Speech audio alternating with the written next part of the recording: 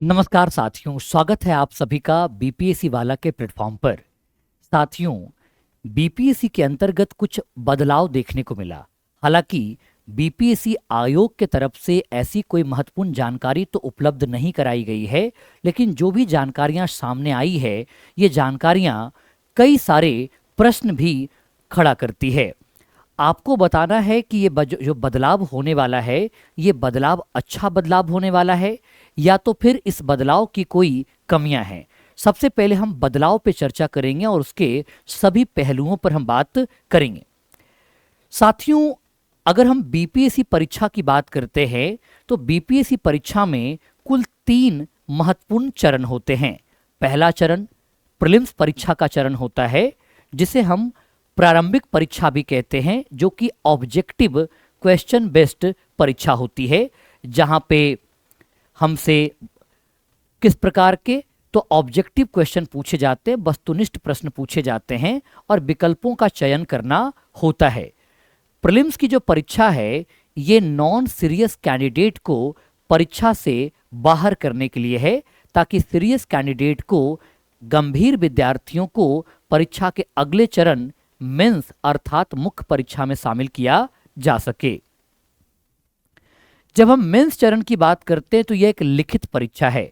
देखो, प्रीलिम्स परीक्षा का पर्पस केवल और केवल क्वालिफाई करना। अगर आप प्रीलिम्स को क्वालिफाई करते हो तो आप मेंस परीक्षा में शामिल हो पाते हो।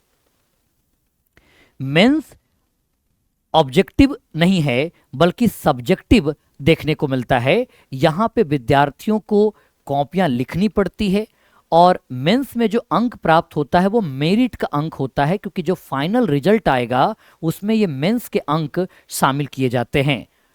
जो भी विद्यार्थी मेंस अर्थात मुख्य परीक्षा को पास कर लेता है, तीसरा और सबसे महत्वपूर्ण परीक्षा से गुजरना पड़ता है, उसे हम इंटरव्यू या साक्षात्कार की परीक्षा कहते हैं।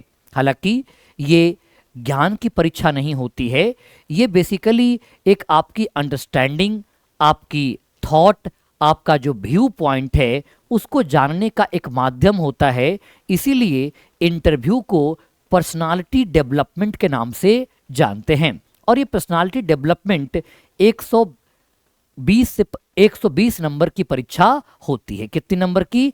120 नंबर की परीक्षा होती है। तो आप गौर करेंगे कि 120 में विद्यार्थी को कितना अंक सुनिश्चित हो पाता है, यह मायने रखता है। ठीक है, अभी देखो एक नया बदलाव क्या आया। ये बदलाव कहा कि जो इंटरव्यू में कुछ बदलाव होने वाला है। तो इंटरव्यू में क्या क्या बदलाव की बात किया, आप गौर करोगे। पहले बीपीएससी इंटरव्यू के पैनल में कौन लोग होते थे? तो विषयों के एक्सपर्ट लोग होते थे, है ना। पैनल में 4 मेंबर होते थे या कभी कभी 5 मेंबर भी देखने को मिलते थे। तो 4 से 5 मेंबर पैनल में शामिल होते थे। वैसे तो मुख्य तौर पर 4 मेंबर ही देखने को मिलते हैं जब आप इंटरव्यू देने जाते हैं। तो एक तो बोर्ड के चेयरमैन होते हैं, 2 पैनलिस्ट होते हैं और एक और मेंबर होते हैं, टोटल 4 मेंबर। ठीक है, लेकिन कभी कभी 5 मेंबर भी देखने को मिल सकता है, इसके लिए वैसा नहीं। लेकिन कितने होते हैं? वैसे 4 मेंबर हमें देखने को मिलते हैं। तो पहले जो इंटरव्यू पैनल होता था उसमें विषयों के एक्सपर्ट शामिल होते थे, अलग अलग विषय के।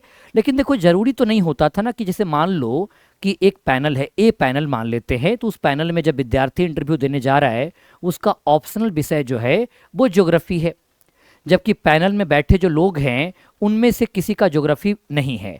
तो फिर उनसे ज्योग्राफी की ज्ञान कैसे परीक्षण करेंगे, समझ कैसे परीक्षण करेंगे? तो ये एक चुनौतियां रहती थी।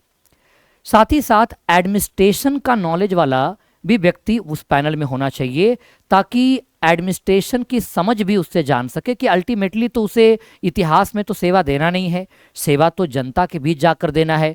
तो एडमिनिस्ट्रेशन की समझ होनी चाहिए, उसका इम्पैथी लेवल क्या है, उसकी ऑनेस्टी लेवल क्या है, वो कितना रिस्पॉन्सिव है, इन सभी चीज़ों पर तो एक बेहतर परीक्षण होना ही चाहिए। तो अभी ऐसा बदलाव की बात हो रही है कि अब कौन होंगे पैनल में? पहले कौन होते थे? इंटरव्यू के प्रोफेसर्स, रिटायर हो चुके अधिकारी और सब्जेक्ट एक्सपर्ट होते थे। लेकिन अब ऐसा कहा जा रहा है कि पैनल में जो सर्विंग का मतलब जो ऑलरेडी सेवा में हैं, तो आईएएस और आईपीएस अधिकारी अब पैनल में बैठना उनका अनिवार्य कर दिया है।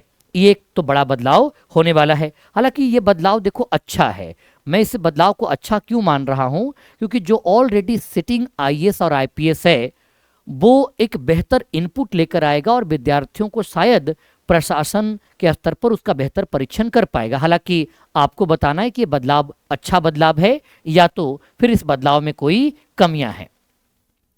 अब सवाल है कि पैनल में आईएएस और आईपीएस को क्यों शामिल किया गया। देखो इसके पीछे दो कारण हैं कि जो प्रोफेसर्स होते थे वो ज़्यादातर किताबी ज्ञान को देखते थे, किताबी समझ को देखते थे, जबकि आईपीएस अधिकारी ये देखता है कि आप तनाव में सही फैसला ले सकते हैं कि नहीं ले सकते। क्योंकि देखो जो हमारा किताबी ज्ञान होता है और जब हम ग्राउंड पर कोई डिसीजन लेते हैं तो दोनों डिसीजन में बहुत सारे बदलाव देखने को मिलते हैं। अक्सर आपने गौर किया होगा कि एक स्ट्रेस में व्यक्ति जब डिसीजन लेता है तो उसका डिसीजन और निर्णय अलग हो सकता है, जबकि एक समान स्थिति मिलेगा तो वो डिफरेंट हो सकता है, क्योंकि मैटर तो करता है। तो आईपीएस अधिकारी तनाव में एक विद्यार्थी बेहतर फैसला ले सकता है कि नहीं ले सकता, आप भीड़ को संभाल सकते कि नहीं संभाल सकते, दंगा रोकने की काबिलियत है कि नहीं, यानी प्रैक्टिकल नॉलेज पर परीक्षण किया जाएगा।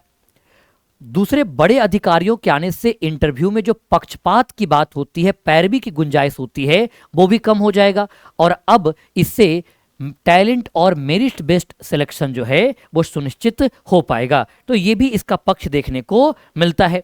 एक है कि जो आईएएस आईपीएस से किन अधिक बारीकियों पर नजर रखेंगे, तो ये कैंडिडेट की नैतिकता की बात करेंगे, नैतिक है कि नहीं कैंडिडेट, फैसला लेने की स्पीड, यानी कि मैं जैसा बता रहा था आपको कि रिस्पॉन्सिवनेस है कि नहीं है, उसमें डिजिटल अवेयरनेस है कि नहीं है, यानी कि वर्तमान में जो प्रशासन की चुनौतियां हैं उन चुनौतियों के प्रति आप कितना ज़्यादा तैयार हैं, इन सभी बातों का परीक्षण करेगा। तो मेरे समझ से यह निर्णय जो बीपीएससी में इंटरव्यू के स्तर पर बदलाव को लेकर लिया गया है, यह निर्णय सही है।